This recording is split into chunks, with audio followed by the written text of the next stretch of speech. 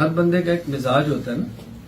آپ میرے مزاج کے پابند ہوں یہ ضروری تو نہیں ہے، میں آپ کے مزاج کے پابند ہوں ضروری تو نہیں ہے.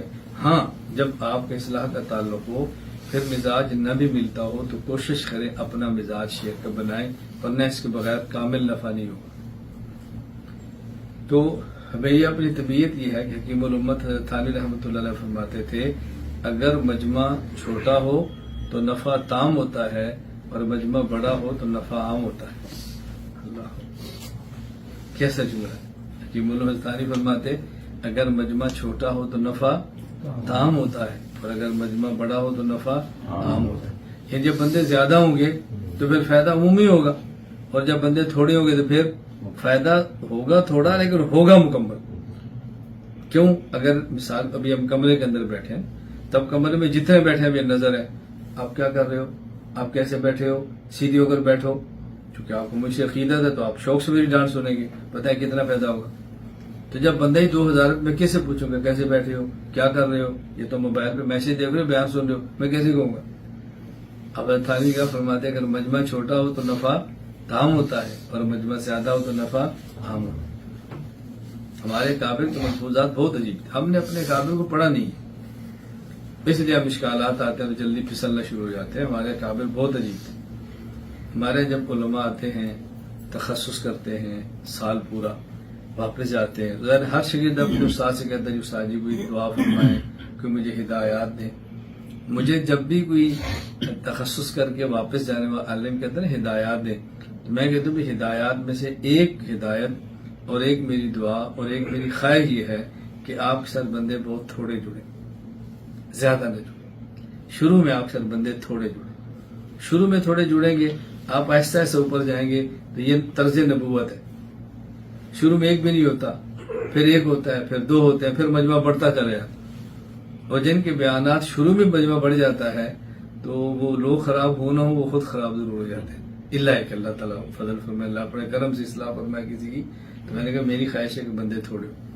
اور آپ دیکھ لیں کسی بھی محدث، کسی بھی مفسر، کسی بھی فقیہ اور کسی بھی شیخ اور کسی بھی بڑے سے بڑے آدمی کے جو شاگرد چمکے ہیں نا وہ وہی ہوتے ہیں جو شروع کے تھوڑے تھوڑے ہوتے ہیں.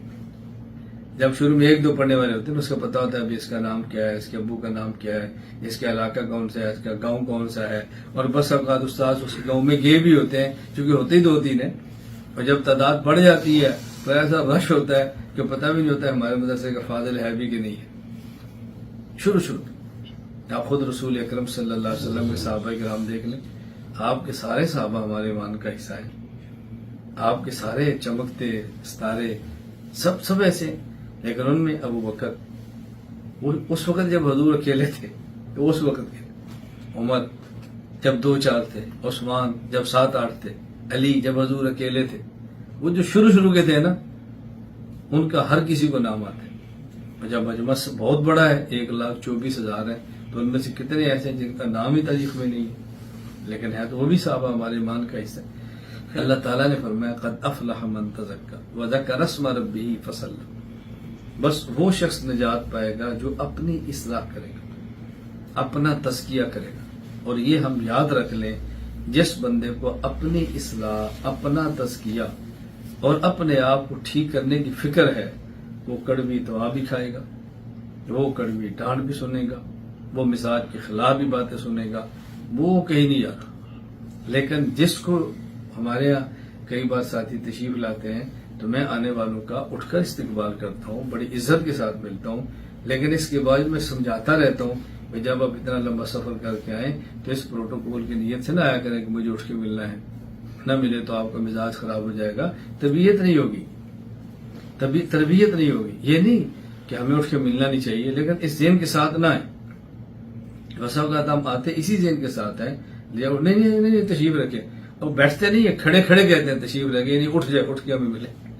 آپ نے کبھی دیکھا کہ میرے ساتھ ایسے بہت ہوتا ہے، یعنی کسی کو اٹھ کے استقبال کرنا چاہیں تو وہ نیچے نہیں بیٹھتا، خود کھڑا بھی رہتا ہے، ہاتھ ایسے بھی رکھتا ہے، پھر یہ بھی کہتا ہے نہیں آپ بیٹھے آپ تکلیف نہ کریں. تو بھائی اس ہاتھ کو پیچھے کر لو تاکہ تکلیف نہ ہو. اسٹائل ایسا بناتا ہے کہ اٹھ کے ہمیں ملے، اور زبان سے کہنے نہیں آپ تکلیف نہ کریں. پھر بندہ سمجھتا ہے کہ نہیں اس کا جی چاہ رہا ہے اٹھ کے ملو، تو ویسے یہ کہتا رہا تکلیف، لیکن چاہتا ہی پھر ہم کہتے ہیں اٹھ کے ملو تاکہ ان کا موڈ آف نہ ہو. یہ اتنی ضروری باتیں ہیں.